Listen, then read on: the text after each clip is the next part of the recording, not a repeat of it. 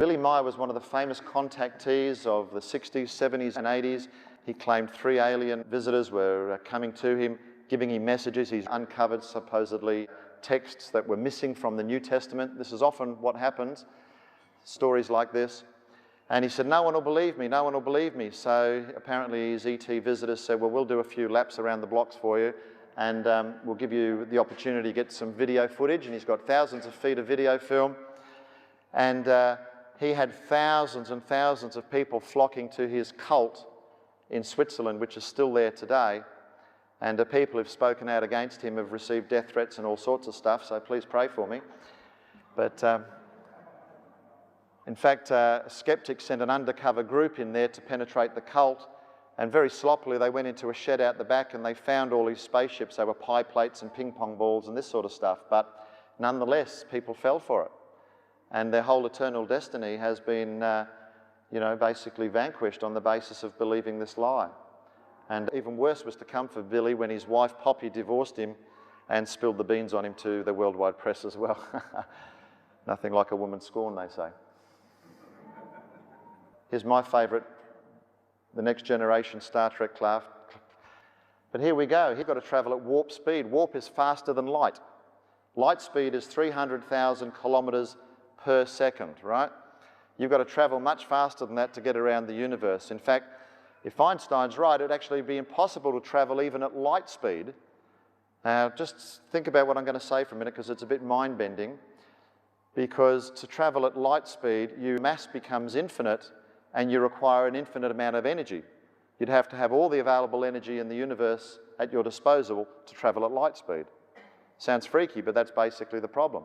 So they come up with ideas of warp space. They create bubbles in the space-time continuum and travel on those, and science fiction to the rescue.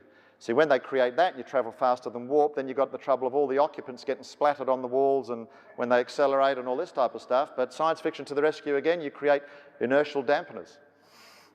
Heard those? Etc. But you know, it's estimated that there's 100,000 dust particles per cubic kilometre of space. And you know that an impact with one of those at light speed, or even, let's say, even 1/10 light speed, would be the equivalent of several tons of TNT going off in the spaceship. So then you've got to have machines and technology to be available to detect specks of dust in front of you, and so the whole thing really becomes impossible. At light speed, a speck of dust would obliterate a spaceship. Now here's a really powerful spacecraft. This is the Space Shuttle. Requires enormous amounts of energy. It's a very, very heavy vehicle because it's reusable, unlike the little capsules they used to send off in the early Gemini and Apollo missions. Have a look at this. It generates 3.3 million kilos of thrust in 2 minutes. Just the solid rocket boosters, just these two, not even the main engines. Okay, they could supply the total power demand of 87,000 homes for a full day in just 2 minutes. Anybody here own a V8? A few. You think that's thirsty? This baby can empty your swimming pool in 25 seconds. Now who remembers this? These city-sized craft in Independence Day. Now can you imagine the energy requirements to propel something like this? So people get it wrong. They think space is full of nothing, so it's easy to propel something. But in fact, I mean, I could stand in space and throw a ball, and I could propel the ball. But if I wanted to try and push, say, a 1-ton block, as I pushed it, I would be propelled backwards. In fact, to try to get a 1-pound ball, 500-gram ball or whatever it is, to light speed, it would require the energy of 20 hydrogen bombs just to speed it up. Then you need the same amount of energy to slow it down again, and then to speed it back up to the return trip, and then slow it down again. So something city-shaped, I mean, even using antimatter drives or whatever, no chance. Now, the fastest vehicle we've ever had were the Apollo missions. The Saturn V rockets launched the Apollo craft, and at the speed of the Apollo craft, do you know it would take 870,000 years to reach the next nearest star to our own Earth? 870,000 years, that's Proxima Centauri. So you can see, it really is in the realm of science fiction to presume that there are technologies capable of doing this and defying the laws of physics to get here.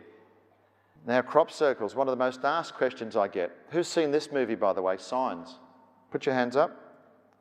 That was scary, wasn't it? I went with one of our teammates, Brendan, and his wife buried her head under his arms. Never forget that. But actually, shame on you, you shouldn't be watching this sort of stuff because it is pretty bad.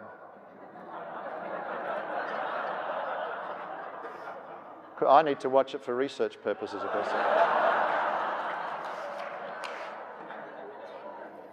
But have a look at some of these shapes they've seen around the world. All sorts of complex designs. These first appeared in the late 60s, I think early 70s in the south of England. And they were a pretty simple design, and then they got more and more complex. Now, some of the hyperbole that's followed these, and you've heard some of this stuff, they are so precise and so exact, they could not have been man-made. The stalks have been bent in such a fashion. They've not been broken. We don't know any technology that can do that. There's leftover radiation. The cellular structure of the corn stalks or the wheat stalks or whatever it is have been changed. We've heard stories like that. But I'm going to show you now irrefutable evidence of the power behind crop circles. Are you ready for this? Here we go. Folks, it's man-made. This was built in 16 hours, by humans that is. Yes, I did mean that. Okay, made by a group called Circle Makers, and they actually do this for money. But they also have a bit of fun. They actually regard it as artwork, so they do creep into farms in the middle of the night and see what they can get away with.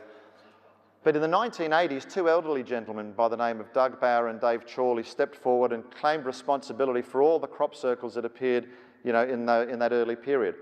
Now, they multiplied all over the world, so the first thing you need to realise, even though there are experts called seriologists, okay, serious field studies in this, that say that they're created by aliens, just average Joe Blows like you or me gathered that it could be made, and they started replicating it all around the world. And Doug and Dave, when they came out and took credit for them, they were debunked. They were regarded as hoaxes.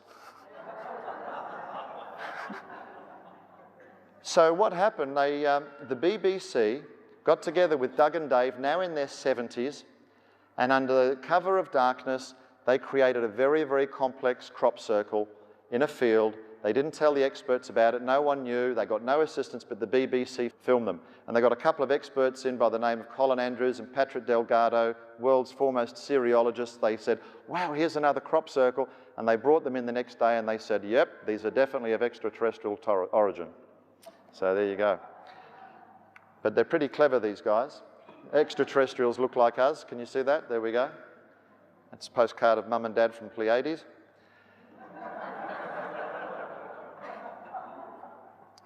And Doug and Dave, realising that everybody else in the world had cottoned onto the idea, thought we'll have a bit of fun, and they created a crop circle with the words inside, "We are not alone." There's more, because cereologists thought that was a real message by the ETs, but they never stopped to think if it was actually aliens that did it, they would have said, "You are not alone." So there we go.